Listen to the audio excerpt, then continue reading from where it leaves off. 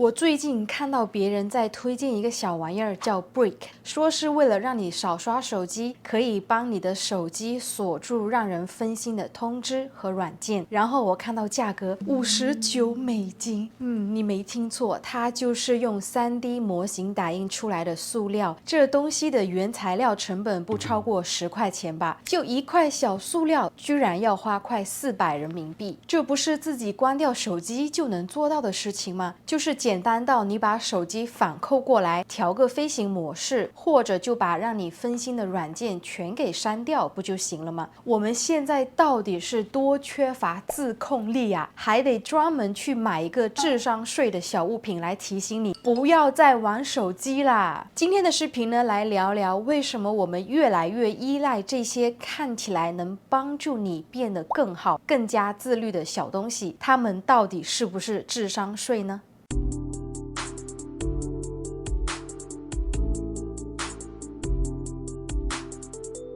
首先，我们来搞明白这个 Brick 究竟是什么东西。简单说吧，这里就加了一个磁吸模块，再配一个手机软件使用。你可以把小方块吸在你家里的任何地方，你只要把手机靠近那个小方块，它就会通过感应让手机启动一个锁定的模式，再屏蔽掉设置好那些让你分心的软件和消息通知。就是这么一个功能，它能卖你$59。要解决玩手机的办法可太多了，你可以设定屏幕时间限制，调成勿扰模式，或者干脆把一些软件卸载掉一段时间。如果真的忍不住啊，就把手机放在别的房间，锁进一个柜子里。这些全都不需要花钱的事情。网络上反倒叫你去买一个小方块去控制自己不要玩手机，难道不觉得这就是一个被包装成为明明自己可以做到的事情，可惜你不愿意这么去做啊？说到底，这$59就是去买一个让自己看起来很自律的借口，有点像小时候写作业非得要买新的笔袋和新文具，总想着只要换了新装备之后，你的学习效率就会提高，但你心里清楚，再好用的一支笔也不会让你考个100分。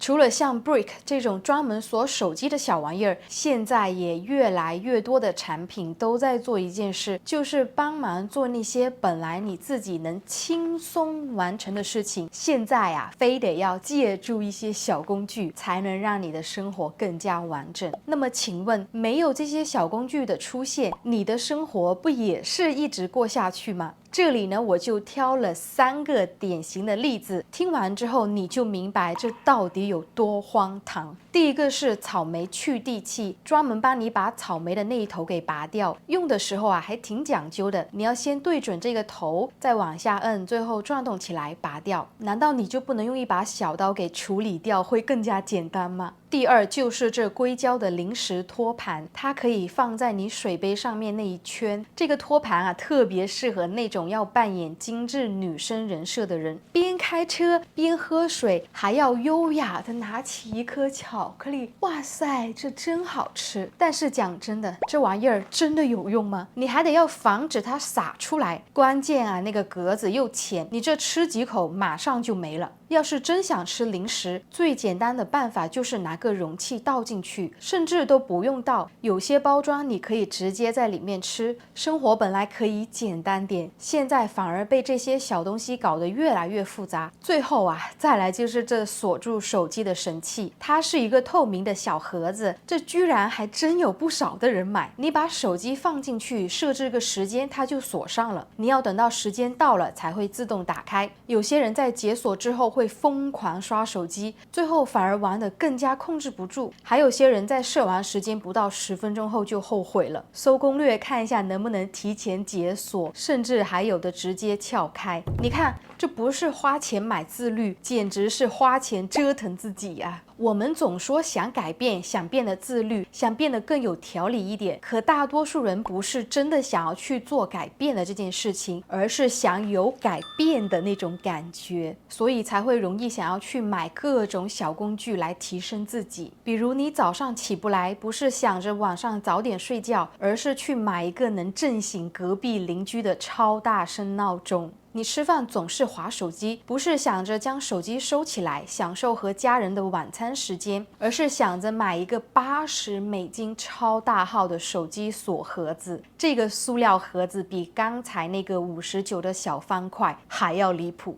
还有，你觉得生活太乱，不是想着立刻去收拾整理，而是先网购一堆的收纳盒，好像只要购买了这些东西，你下一秒就能变得整洁起来，变得自律起来。我们人真的是1分钟、1秒钟都不愿意离开手机，手机只是一台工具，你怎么使用它完全是你的选择。但是现在年轻人的心态就是，我管不了自己，那就花钱买一个塑料东西来管着我。这听着像不像小学生写作业要家长看着呀？我们明明都是成年人了，却还要靠着外力去提醒自己早睡、别玩手机和多喝水。你在购物车里放了一堆能让自己变好、变得健康的东西，你只是在给未来的自己买一个幻想。当下真正应该做的事情，你却一个都没开始。假设你有买过这些让人变得自律的东西，你有没有回头看，现在它们都在哪儿呢？是被你遗落在角落里，还是在压箱底根本找不出来？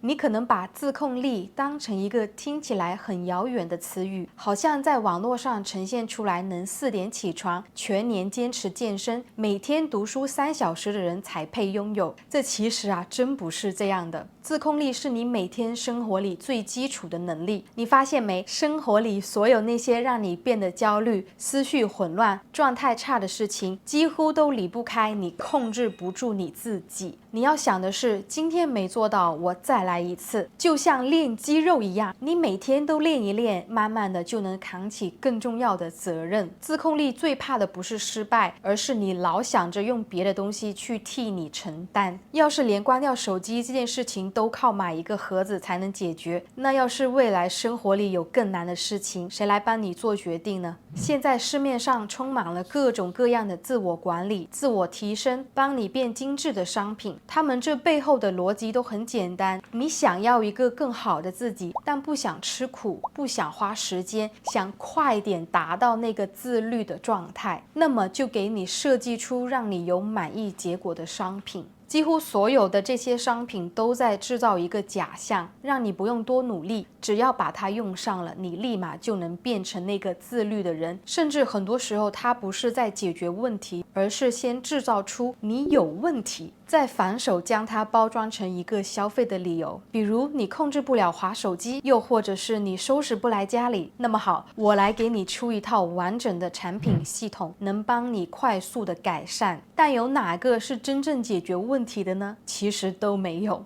好了，这个就是以上今天所有内容。如果你认为这期视频对你有启发的话，不要忘记关注和点赞，是对我频道最大的支持，也是对小陈本人最大的鼓励。那我们下周视频再见吧，拜拜。